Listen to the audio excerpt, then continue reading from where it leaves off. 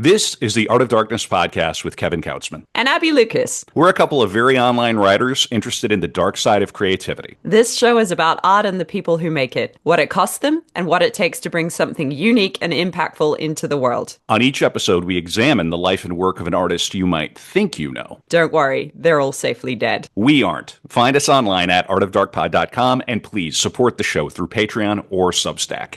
Thank you.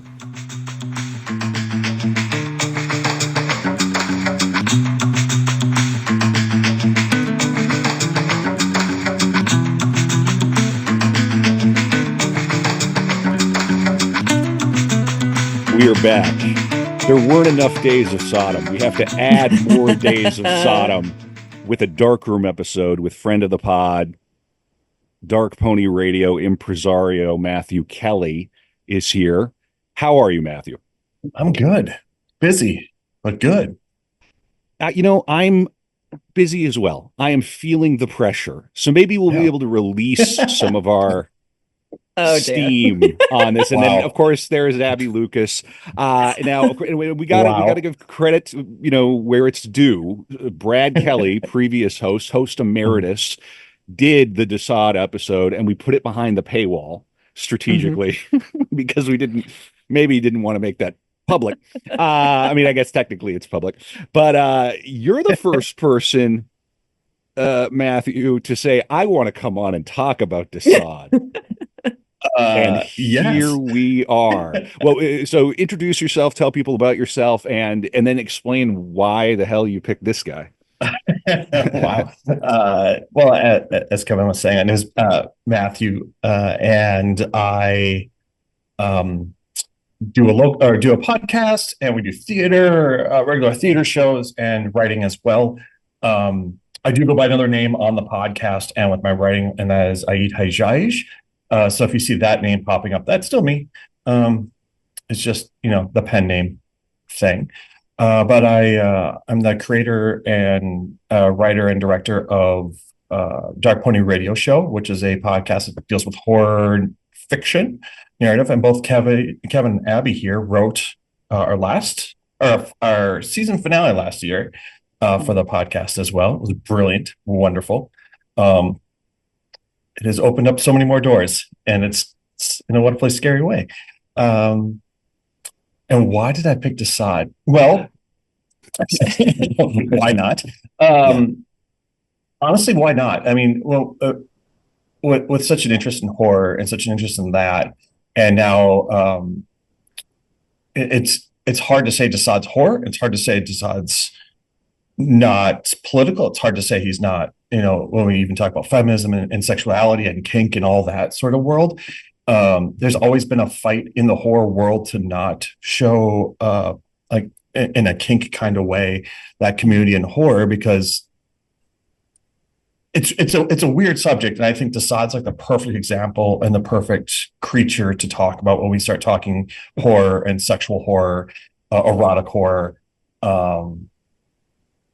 and non-erotic horror as well, because even with like the release when this is coming out, Baby Girl's already has been in the theaters for a while and talking about like that kind of sexual world as well, an intimate world. Yeah, and he's treated very seriously, which is always sort of surprises me. But then again, he's French, and they have a certain way of doing things. Have you read much of his work? I can't say I ever sat down to devour. I did. I sat down and I read 120 Days of Sodom.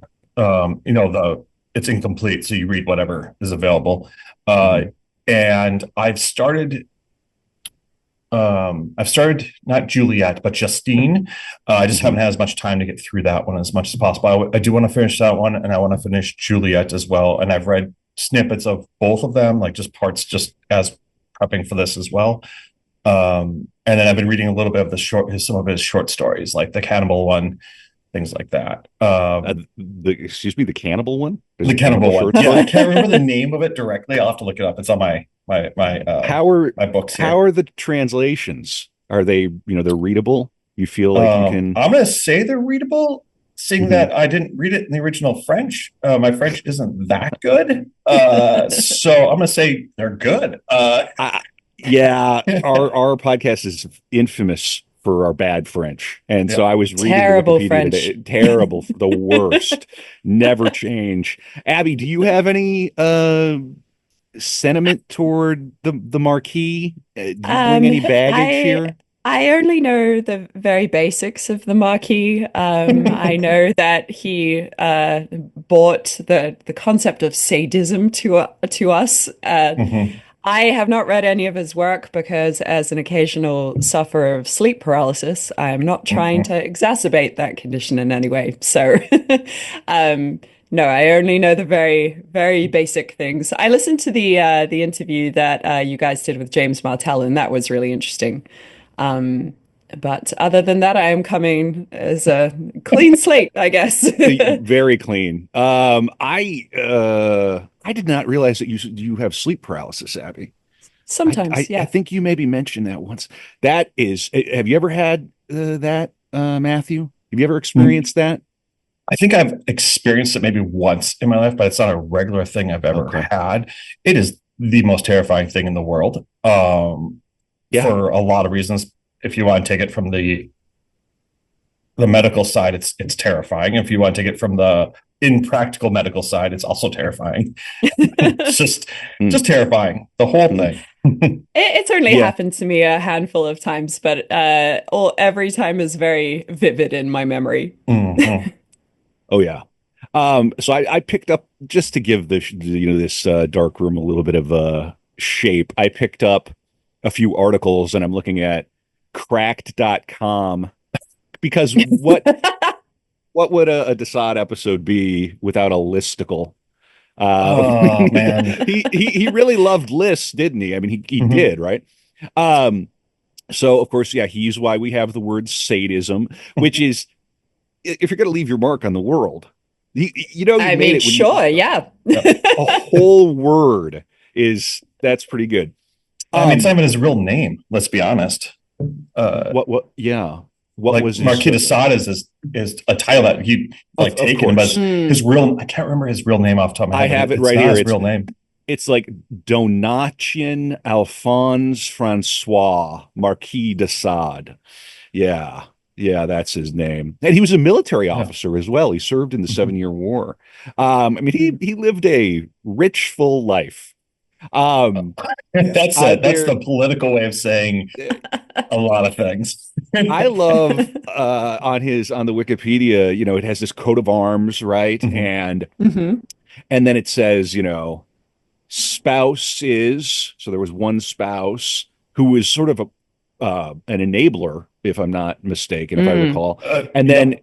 underneath spouse, it says issue for children, which Well, is when you're the aristocracy, they're issues. They're not family. yeah, they had yeah, I there were a few issues here for sure.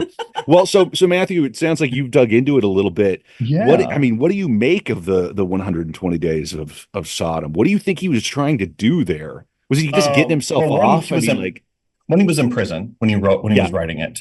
right. Two, he was competing with somebody else who was also like, I can't remember the author, but it was another author in prison with him who Oh also wrote wow. like erotic things, not as intense as like Tassad did, clearly, but I think there's a lot. I think there's a lot to unpack in 120 Days of Sodom. First off, don't see the movie. Secondly, Mm, unless you really, really want to read Tassad, that is not the one to read. Um, Right. the only one that I know of that is actually recommended is Justine because it's the most mhm. popular one. I've heard schools. Uh, I know I was talking to someone that I worked with, and they're from Europe, and it's like, well, I'm European. Of course, I read the first Justine. Like, I didn't read anything else. Like, that's the only one, just that one. I think that one's probably the more practical because it's much more of a story. You're Mhm. following the track of this young woman. There's more interest and more kind of going with it. Uh, but 120 Days of Sodom, it's tough. It is Mm. beautifully written. Like it does feel like poetry at times. You're kind of going, God, that's actually really well written. This is very interesting, and this is so many levels disturbing. I don't even know what to think. Yeah, he was just juggling like pornographic concepts in his mhm. noggin, just noodling to come up with a deeper and darker perversion. And Uh, yeah, I could almost say that maybe 120 Days was a design that he was. It now it's like a book, clearly, because it's not finished, and it never was finished because I believe he died before it was finished. It could have even been just him brainstorming this opus he wanted to create, because it really did feel like a how-to book of how to create this massive party, murder everybody there, rape everybody there. Age mhm, is not an issue. mhm. Um, but the lead characters aren't good people, and they are No, not like pretty people either. They're purposely horrific in multiple ways. Um, and I'm not talking about just like, I mean, he was obsessed with beauty in general, but I mean, like they have ulcers, they have gout. Like these are mm, normal Mm. people, but with extreme, I hesitate to use the word deformity, but extreme issues of body. And it's like, why did you purposely make their outside appearance just as bad as their internal appearance? Um, it's I don't know. There's a lot to unpack, Mm. and yeah. I keep Mm. going to so many questions about how like I would love to have been in a therapy session with Sade, Right. because I always want to know if he hated himself. If a lot of this was a picture of how, like, yes, he really had fun, and he was a hedonist, a libertine, like he loved everything he did. But I wonder if there was an ounce of him that saw himself as a monster on the inside, and the writing helped bring that out more beyond Mm. just the joy of the kink or the sexual intimacy that was there. It's just very interesting, especially when it was at the time illegal. I mean, technically, it's still a lot Mm. of that stuff is illegal. Believe it or not, most sexual stuff in the States is illegal. Um, Don't tell anybody. no, but I mean, that's why he was in prison, was for a lot of this beyond like, oh, Mm. you assaulted these women, you assaulted these children, you know. Um, so Yeah. it was always very interesting, and seeing that his wife was at the same level he was, it's even more Mm. like I'm just intrigued by. I kind of want to go into his head and be like, especially in So contemporary time versus right. Yeah, of when that course. I was mean, written. he would, well, I'm going to read a Mhm. bit about kind of what first got him in trouble. And this was the Mm. Hestard affair. That I'm going to read this. This is just straight from Mhm. Wikipedia. Uh, 4 months after his wedding, Sade was accused of blasphemy and incitement to sacrilege, which were capital offenses. So again, allow that to register. Blasphemy is a capital offense. It's yeah. He had rented a property in Paris, which he used for sexual encounters. On the 18th of October, 1763, Sod hired a prostitute named Jean Testard, or Jeanne Testard. Testard stated to the police that Sod had locked her in a bedroom before asking whether she believed in God. When she said that she did, Sod said there was no God and shouted obscenities concerning Jesus and the Virgin Mary. He then masturbated with a chalice and crucifix while shouting obscenities and blasphemies. Not done. He asked her to beat him with a cane and an iron scourge, which had been heated by fire, but she refused. Saad then threatened her with pistols and a sword, telling her he would kill her if she did not trample on a crucifix and exclaim obscene blasphemies. She reluctantly complied. She spent the night with Saad, who read her irreligious poetry, and he asked her for sodomy, like you do, another capital offense, but she refused. The following morning, Tester reported Saad to the authorities. That if you're driving a prostitute to go to the police, you are so far over the line, sir. And of course, you have these issues of class and Mhm. status, and then of course he ends up getting popped out of prison. He wrote a few letters, contrite Mhm. letters, and then his father begged Louis the XV for clemency, and so he gets So out sort of like because a 1700s Patrick Bateman. there you are. Yeah, that's. I mean, yeah, yeah. Even Bateman. But I think it would scare Bateman. Like there's stuff in that stuff this Sod talks about and does that puts Bateman to shame. Um, like even the rat. Oh, Abby, yeah. the rat. I mean, somebody read the book. I hate a couple of to times. I hate to compare it to modern times right now, but like the article that came out about Neil Gaiman and the extremities that he was supposedly doing, like that's still kind of tame to decide, but we're around the same kind of idea of consent and that kink world. Of like, at what point is it crossing the line? At what point is it not crossing a line? And did it just cross the line for that one person, or does that cross the line for everybody? And that's what's it's interesting. It's interesting. Of course, he did cross the line because consent was not there. Clearly, I mean, it certainly crossed the line for the French authorities. Apparently, what didn't at the time? What didn't? I mean. I think it's funny that it's like you almost get the impression that it's the blaspheming that is more of a big deal than abusing the prostitute, which is sort of horrible. But it was a different time, needless to say. It's so funny because then again, there's another affair right below that one. I'm not gonna read it. Yeah, fair. Yeah, because I remember reading about the affairs, but then she knew about them and was okay with them. So I'm like, is it really an affair? Yeah, he got his wife's consent to it. Like then it just feels like again we get back into the consent and that. And well, I guess if he's going out and doing these things, then she's not having to deal with it, right? Well, I'd like to see that true, but I think she would have been. But what if that was her thing too? What if that was her thing is about him going out and having those adventures? Yeah, it could be. And we don't really have the documentation on what she was doing because she could have been doing the same thing to somebody else. So there's so much. Like I said, there's so much to decide. I'm just going to read a little more here. So this is the Marseille affair of 1772. I believe we covered some of this. It's been a while though, and it's nice to refresh. Brad did a bang up job with this one. This was one of our more popular episodes, and we got some behind the paywall, but we got some feedback, and people were like, thank you for laughing through that episode because otherwise it would have been unbearable. And so anyway, so this happened in June of 1772. Sade and his manservant Latour traveled to Marseille on the pretext of obtaining a loan. On the 27th of June, they engaged in an elaborately staged orgy with 4 prostitutes. The orgy included sexual intercourse, flagellation, and, according to some witnesses, both active and passive anal sex involving Sade, Latour, and one of the prostitutes. Sade, I remember this one. He offered the prostitutes aniseed flavor pasty laced with Spanish fly. And one of the prostitutes became ill.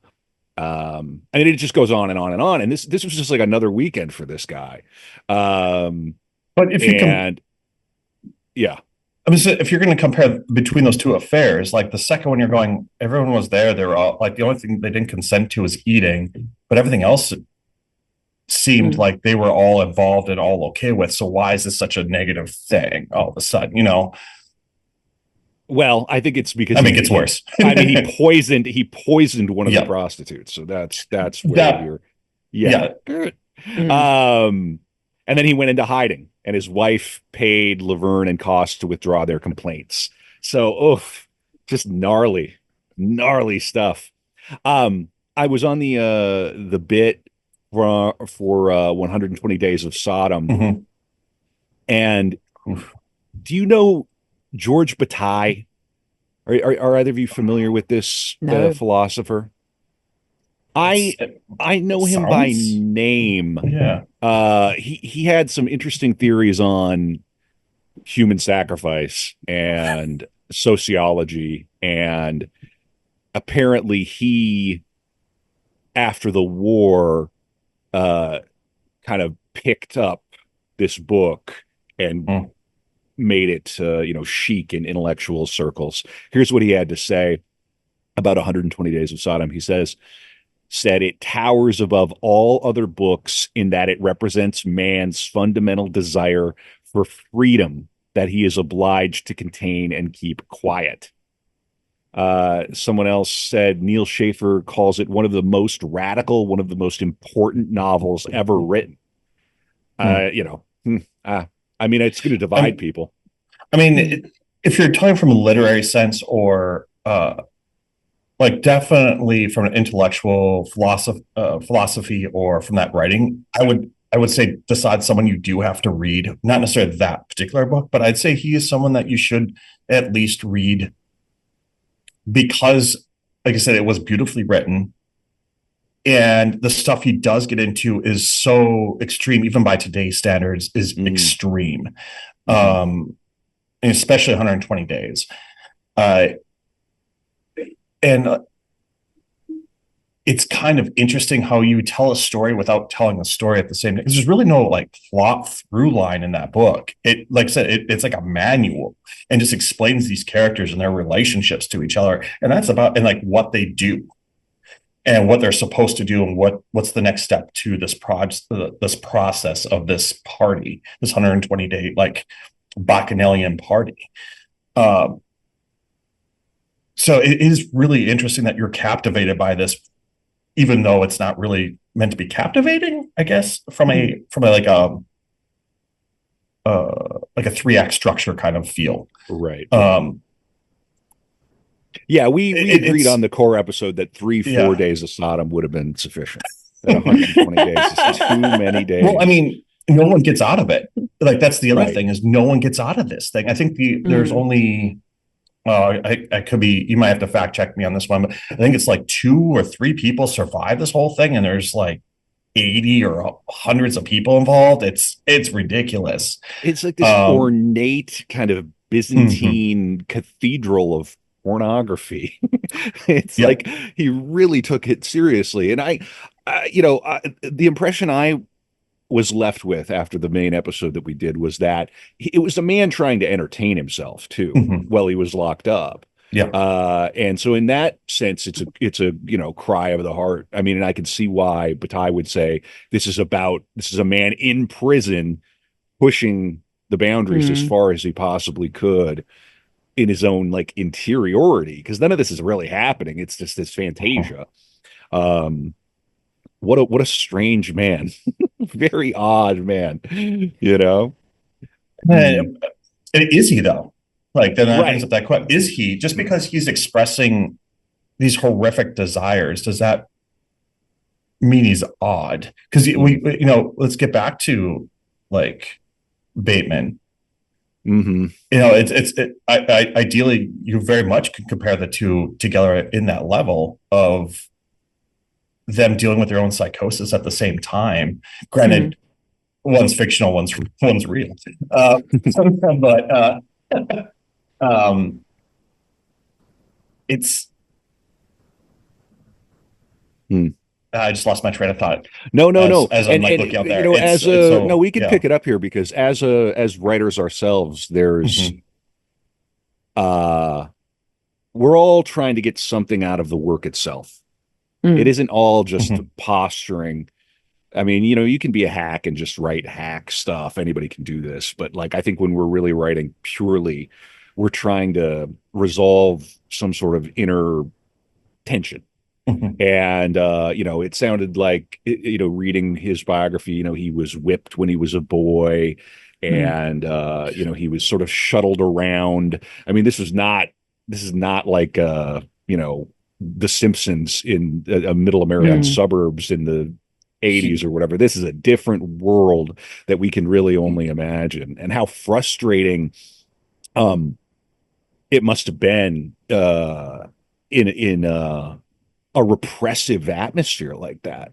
A guy who really just and then it's all tied up with his atheism too and his libertinism and they really believed in God. Yeah, and going to war. Yeah, who knows what he saw there. Yeah.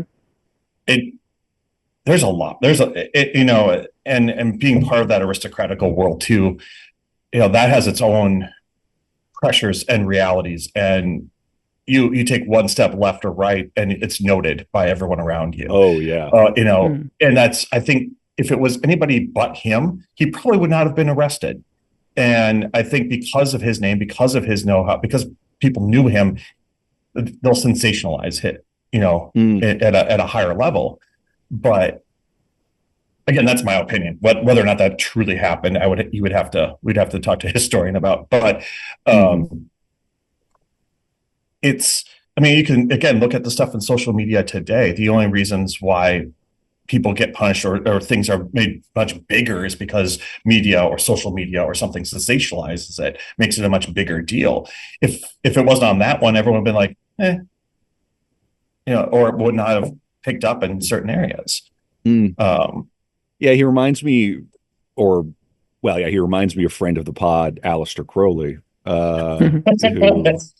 who's probably, I'm sure he read, I'm sure Crowley read de Sade. Oh yeah, we did a 6-hour episode on him. Yeah, I know. Different time. I mean, and we've all kind of killed God, right? And so it doesn't have the same weight that it would have had in Crowley's time, much less in de Sade's time.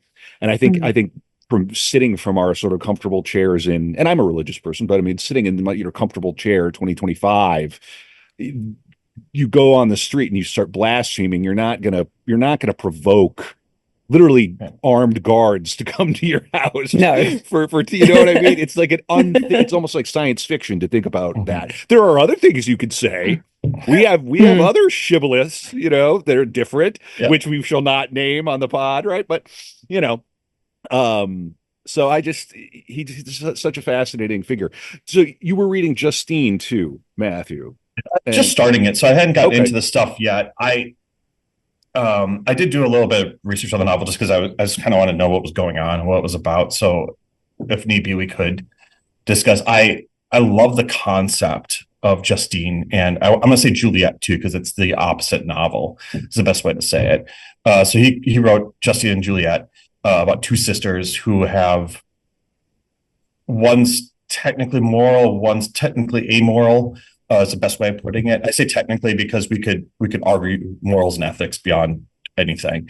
And this is where it gets an interest. I was actually just having this conversation because the big question that rattled my head was how much of him is a feminist in his writing, not him as a person, but in his writing. Because I was kind of curious. First off, these two books have female protagonists. Which is still at the time isn't a huge thing. And the story revolves around them, and it shows them getting beaten down by the world around them, mostly by men assaulting, raping, murdering, you name it, a man's doing this to them. And the books examine, well, here's a person, Justine, that goes down this, whose moral goes on this path, and is still abused and attacked by the rich, by the poor, you name it. If it's a man, they're doing something to her. Then you have Juliet, who's on the opposite path, who's amoral, but is a libertine and has the money, has the power, and she's still getting brutalized. And she's doing the brutalization on top of it. But it just shows you, it was just this kind of weird thing in my head going, it just shows us how bad men in power and how bad men who use power attack women, and just this glaring feminist kind of point of view going, whoa. Don't necessarily agree with what they're doing in the books, but just kind of an interesting take for the time period for it. And I think the end result, if you talk to a feminist or anybody who's about it's gonna be like, this sounds not a feminist. No. See what he's done? No. That's why I say Simone de Beauvoir did do some writing on him, didn't she? Do what? I'm sorry? Simone de Beauvoir did some writing on him, didn't she? I think I'm not sure what she said, but it would have been curious to see what her point of view would have been on it. I think there's a couple big books out there about him and whether or not he is in the feminist point of view. And a lot of people agree that he is to a point. It's always to a point where, again, you got to take in time period. You got to take in, like it's still a man writing about a woman at the end of the day. It's always coming from a filter of a man's perspective. So it can't truly be a feminist point of view, because it's always going to be a man's point of view, a man's experience filtered through a female character, which is an interesting take on it too. Yeah, but then you can just sort of be like an anarchist. You just go, power corrupts, and power is corrupting. But it's still something really interesting to bring up when we talk about this person being this creature.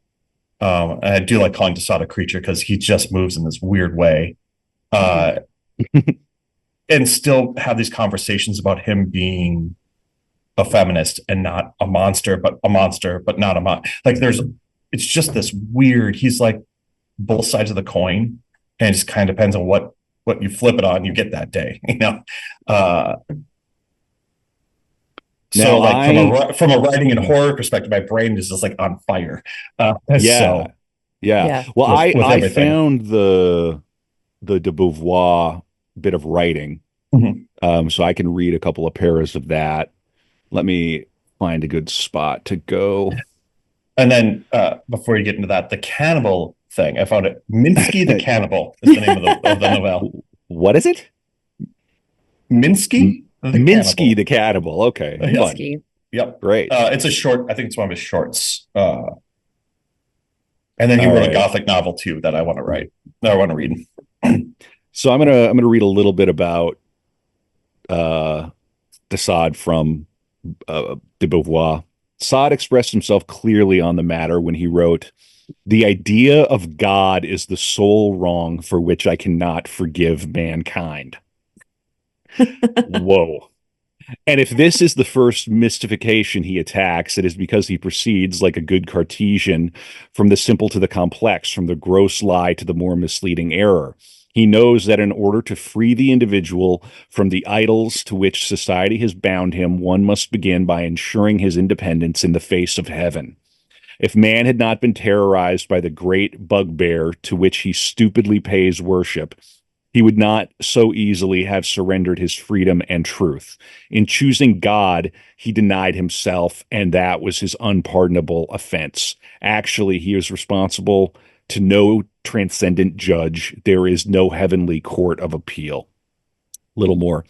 Sade was not unaware of the extent to which the belief in hell and eternity might inflame cruelty. Saint Fawn toys with such hopes so as to extract pleasure from the limitless suffering of the damned. It goes on. Sade's nature was thoroughly irreligious. There is no trace of metaphysical anxiety in him. He is too concerned with justifying his existence to speculate on its meaning and purpose, and so forth. It seems like a good essay. It's called "Must We Burn de Sade?" Right. Fun. He seems like one of those, there's this sort of like difference between vegetarians and vegans is vegetarians will just sort of go about their day, but vegans will like crucify you for even eating meat in the first place. It seems that, instead of just being the ordinary atheist who's like, okay, well, I don't believe in God, but you do you, like whatever you want to do. But he seemed to want to punish people that were religious. Oh yeah, I mean he was big bad about the God question. Yeah, and I could yeah. No, it's so interesting because there's always, we have all these people that write about him, talk about him, discuss about him. I mean, we're discussing about him. At the end of the day, he's still an artist. He's still a creative mind, right? How much of this is, I hate to say it, bullshit? Like, did he just do this because it was shock value? Because he'd be like, fuck you, I'm doing this. Like, I'm going to prove a point, and I'm just going to make it such a big deal that everyone's going to make a big deal about it, and I'm going to have fun with it. Like, it's his own joke, And cannibals, sodomy, God isn't real. Not. Like, yeah. I mean, we know he practiced what he preached. Yes. But at the same time, like, how many artists have something clicked in their head, and if we go back in history, or have extremities and or practice like their alcoholism that leads them to, or their drug path that leads them down this thing too. Granted, it's hard to compare the two, but it's still kind of comparable when you're that creative mind lost in this world and just doing things for the sake of creating entertainment. Right. And you're in prison. And you come from like you're an incredibly horny aristocrat. You're in prison and you come from like wealth and like status. Like your dad knows the king. So I mean, it's got to be tough. I mean, I think about I don't know. If you come from, prisons, I'm sure never fun, but I mean, that talk about a long way down. Title sort of nobility and then just to become this public shame. Like his father was like, nope, get him out of here. This kid is rotten, not good, not good.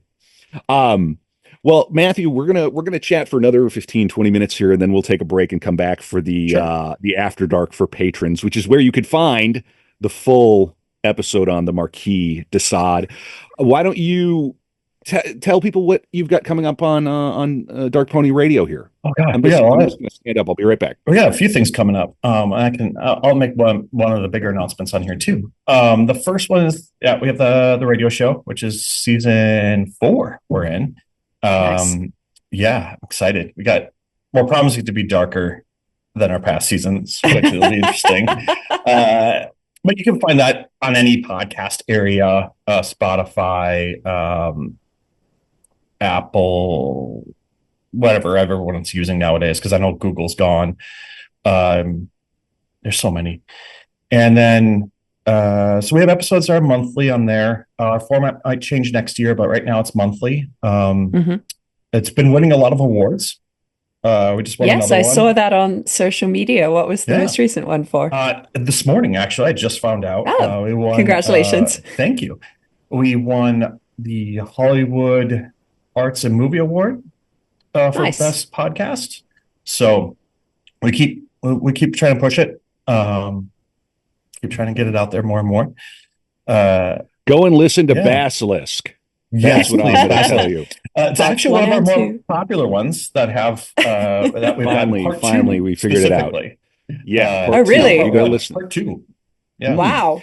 Listen to the whole thing, people. I don't know what you're doing. You need the setup for the payoff. Well, the same thing was with our Inferno, because we did a whole Dante's Inferno, and part 3 still people listen to part 3, but not part 1 and part 2. I'm like, what is happening here? So that's just the way it is right now. And the only other big thing we got coming up is that we'll be producing a show at Edinburgh Fringe in August. Oh, so nice. We'll be you'll be over my side of the pond. Yeah, actually, we'll be up there for a month. We're there for the whole festival. So amazing. Awesome. That is going to be a lot of fun. What do you have any more detail? Like, what are you doing? I wrote a short play for it. It's a dark comedy. That's all I can really say right now. Just because we're going to make a big announcement coming up here this week, and then we're going to be doing some crowdfunding for it as well. So if you want some cool, fun little things, and want to help us get over there, please, look Abby, for that. Did you ever do Edinburgh? I have never done Edinburgh. I haven't even been to Edinburgh for the Fringe. The only time I've gone there is for Hogmanay. But no, surprisingly, I've never been for the Fringe. But I would love to. Come join us for a weekend. She's going to be over here in the Twin Cities here too. We've got a project to work on in April. So we're transatlantic. We're getting it in. Just a little bit more housekeeping, and then we can talk about Sade for a few more minutes. I think for the After Dark, we're just going to read some more of the affairs. I think that's just fun. I really like. We're just going to read the nasty stuff that he did. It's just gossip. That's all it is. That's and crime. Get 2 bottles of wine, everybody. Let's just. Oh yeah. So Abby and I are going to be doing Art of Darkness live in London on March 24th. Just a little bit of housekeeping here at Verdurin. If you go to artofdarkpod.com, that is our website. The link is right there. You can go and get tickets. They're £8. I think that's affordable. And then my play is going to be in London. Go get tickets, moderationplay.com. Come and hang Yes. out with us. It's going to be fun. Yeah, and it's finally in print. I Broadway know. Play Publishing. Looks good. It's a very handsome volume. I don't have it on my desk right here right now, but in any event. And then Abby, Hmm. we're going back to France in a week, aren't we? You're We doing are. your first core episode. You're going to Yes. be doing Coco Chanel. Yes, I am going to be doing the life and times of the fashion legend Coco Chanel. How's it going? It's going well. I was just saying to Kevin before we got on the pod here that I am 8 pages into the outline and she isn't even a Nazi yet. So it's going to be a lot of fun. Wow. I think that's going to be your midpoint. Yeah, Abby just picked Yeah. the least problematic figure to do for her first episode. Right. Speaking of Wow. shibboleths and all the rest. No, but it's going to be that she lived a fascinating life, and I know I'm going to learn a lot. So An that's incredibly very fascinating life. She lived so many lives all packed into one. mm. Well. Wow. Let's kind of get it back on Sade and everything, and maybe a Do we question for have to? you. Yes, we do. I mean, this sounds like always entertaining to talk about, but there's always a thing in your head that's going, oh God. Just need to God, take a deep this is breath. this is going on our permanent record for sure. I'm okay with Um, that. yeah, listen, no, and you're sort of the horror guy, right? Mhm. That's your thing. You Yeah. really love that. So let me just ask you a question, Mhm. kind of in terms of your own reading of Desaad. Where where does he fit in like the pantheon for you? Is he like right in the main line of it, or is he kind of an oddball? Do you I really don't think of him as a horror writer? I don't think he is. Hmm. I think there are elements of horror in his writing, but I always have to stop and think, is that my point of view or is that the intended point of view of the story? Because again, we get it once we start getting into especially the sexual stuff, like yes, sexual assault, yes, rape in general, like it's horrifying. Mm. But is the story itself horror? And it's more of an intense drama, intense Mm. reality. Could I put it up today and say, because I mean 120 Days of Sodom has been made into a film, Hmm. and that movie is classified as horror uh, because of what they do and show on screen. I'm like, well, yeah, but it I could definitely say there are things that are very horrific about his writing and things that are going to make you want to put it down. Things are going to shake you to your core. Things are going to make you just feel disgusted. Mm. But even at the end of 120 Days of Sodom, I wasn't like, this is a horror show. This is just, I mean, it's a horror show, but it's not. I wouldn't necessarily classify it as a horror piece. Um,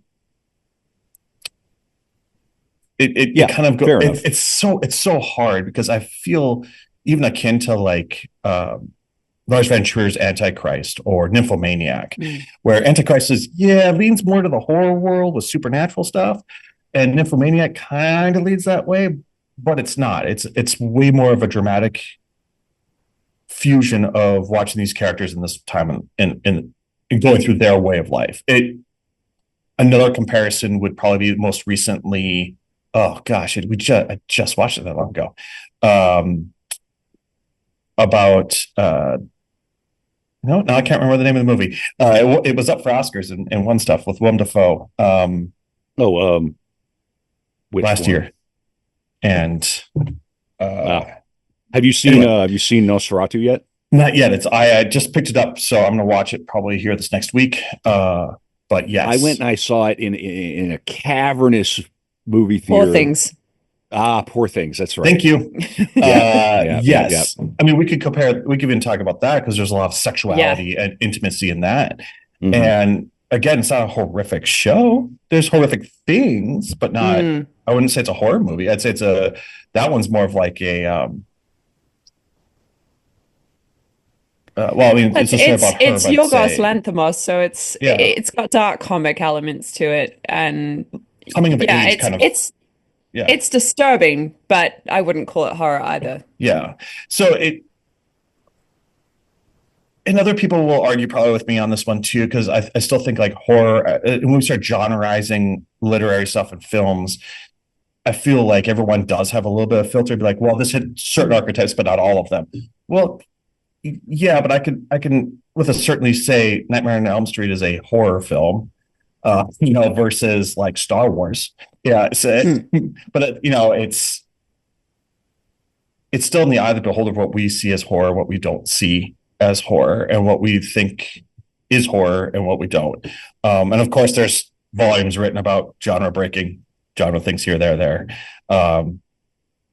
Usually gore is the big one, and Sod has gore. He has lots of gore, lots of horrific things, but I think he lends into the genre for a lot of people. And I think it also brings up a lot of other things. I know we've talked about, Kevin, I've talked about Hellraiser before. Oh, yeah, that's an erotic love Hellraiser. And there's horrific things in that with an intimacy and sexual overtones to it. Oh, yeah. I mean, it's right at the heart of that. Yeah. So, like, Sade is like, for me, is that crater, that edge of like horror. And as soon as we jump off of it and go into it, we can just delve right into it. And it's such an interesting thing for me to talk about, because I think we also as people look at and use a lot of sexual things as shameful or being ashamed, or you shouldn't do that because that's not the norm. Well, it's not the norm for you, but it might be the norm for those 12 people. And automatically it's kind of that thing. And Sade has moments of that where like, well, that's not the norm for them. Oh, wait, nope. Now he's jumped the shark and now we're beyond, we're beyond the normal for the abnormal.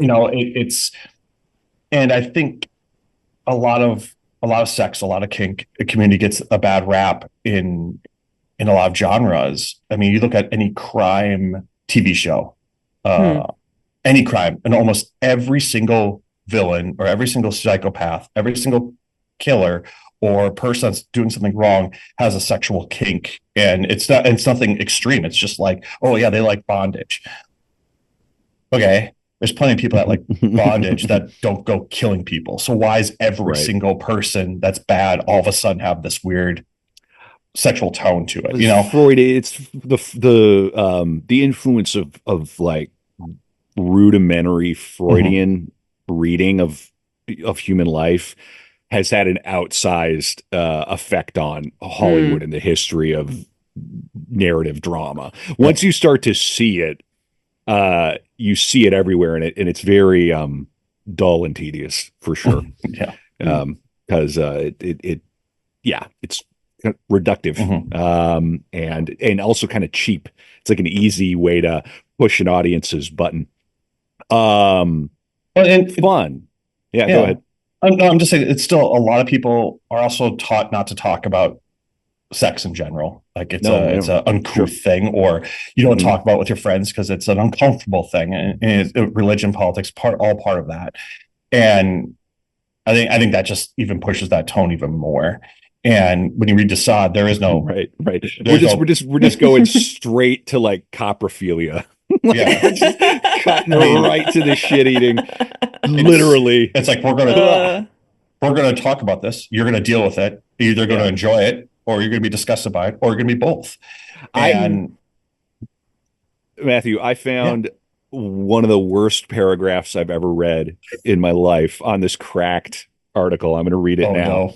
No. Lucky number 13. Oh God, no. Okay, so his books aren't really erotica. And listen to this. Make no mistake, there is plenty of dicking down in the Sade canon, but it's often non-consensual and often occurs alongside acts that would only get the Dahmerest of Dahmers hot and bothered. In fact, this writer's having a field day, right? In fact, the actual plots of his books tend to be nonsense, which made him real popular with the surrealists. More important was the philosophy espoused by the stories and often their characters, which could be summed up, albeit in a way that would get French beatniks all yelly, as morality sucks. Okay, there you go. That was a real try-hard para. Holy. But again, it just shows another point that he's an artist. Like if we're going to talk surrealism or it didn't lead anywhere. Well, yeah, he's also an artist. He painted a beautiful picture that you took what you took from that. And I think there's still something to be said about it. Like we're sitting here having conversations about him. There are so many people, philosophers that have written about him. Like you can't tell me what he wrote isn't genius, beautiful, and something that has affected the social, like the world of art for generations. And you don't necessarily need to agree with anything that he's written or agree with his personality, but or what he's done personally. But like, damn, he's affected so much. And we even talked about it earlier with the word of with sodomy or sadism. Sorry, with sadism being based off of him. Mm-hmm. Yeah, like, wild. I've got no. I mean, any artist would love to have that. Sure. I mean, I guess. I don't know if I want to be remembered for that, but to be remembered, I think that's part of the artistic impulse. Is you're going to etch yourself onto the face of history in however small a way. I think is certainly true. I've got a couple more things from this article, and then we'll wind down and come back. And on the After Dark, we're just gonna read a few more of the affairs and have some yucks. Yeah. Yucks are yuck. Yeah, I know. Yucks are yucks. Yeah. So listen to this. He sent Napoleon his novel, apparently. After anonymously publishing the novels he wrote in prison in the late 1700s. It's great. He's an anon. He's like, he'd fit right in on Frog Twitter. He's a spicy anon. We love the anons. The Marquis decided it would be a fun jape to send one of them to Emperor Napoleon. This turned out to be a pretty bad idea because Napoleon, who called Justine the most abominable book ever engendered by the most depraved imagination, ordered its author to be found and committed. Wasn't Napoleon's wife called Justine? It may, I think maybe. Look it up. I honestly don't know. I'm pretty sure. I never saw anything disgusting. Just me. Oh, Josephine, not Justine. Josephine. That's right, Josephine. All right, I got one more para here. This is very funny. He had a strange will. Again, crack.com. After the Marquis died in the asylum in 1814, it was discovered that his will contained several strange requests, which you never like to see in a will. It's never good. What? Straightforward. Yep. Such as leaving his body where he died for 48 hours, calling a specific guy to cart it away to his estate, where a different specific guy would dig him a grave, who may, if he so wishes, be accompanied by those among my relatives or friends who are averse to displays of ceremony or spectacle of any sort whatsoever. He also wished that his grave be scattered with acorns, so the resulting trees would conceal any trace of him. As a final middle finger to the monster who is obsessed with freedom, none of these wishes were followed. In fact, he was given a religious burial at the asylum. Oh, no. Say it ain't so. I'm pretty sure he knew that was happening anyway, but... Yeah, I mean, that's pretty sadistic. There you go, Abby. You know, how would you like to be to the Marquis de Sade? And let's just assume that the pearly gates are real in the most literal fashion. You close your eyes for the last time and you wake up and you realize you really messed up. I think it would be absolutely hilarious, though. You walks to the pearly gates. The angel just like high fives and goes, "Well done," and opens the door for him. Like, sure. That's the perfect moment right there. All right, God we'll be back on your sense of humor. Yeah, that's right. We'll be back on the After Dark. Matthew Kelly, one more time, where can people find you?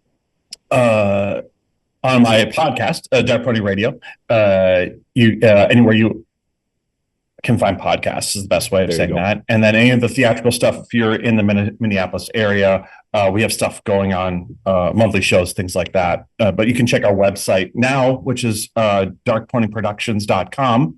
So go ahead and check that out. Oh, you changed it, huh? We changed it. Yep. Dark Pony Productions now. You got it. All right, we'll come back and we'll talk a little more Sade. Matthew, thanks for coming on. Thank you.